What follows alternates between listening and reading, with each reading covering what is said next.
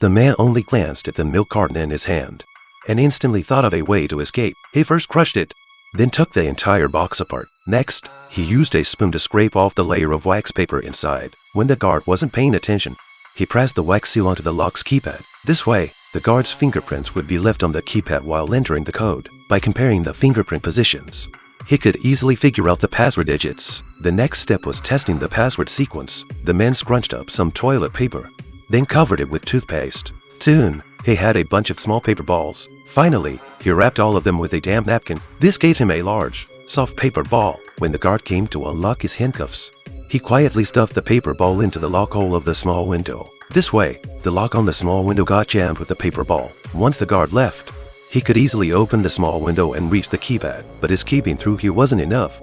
He needed more conditions to be met. First, he had to understand the guard's routine to find a gap in their patrols. Second, someone had to be waiting outside to help, though the prison seemed secure. It had a fatal weakness. The solitary confinement room was next to an unguarded fire truck garage. As though the man deliberately caused trouble and quickly ended up being thrown into solitary confinement. Inside, he carefully observed the guards, noticing that only the guards were in charge. They also had the habit of leaving to take breaks. This created the perfect window for his escape. From the iron mesh above, he could clearly hear the sound of the guards opening and closing the rooftop door, allowing him to estimate how much time they spent taking breaks. He also used the cameras to send escape messages to his hacker friend.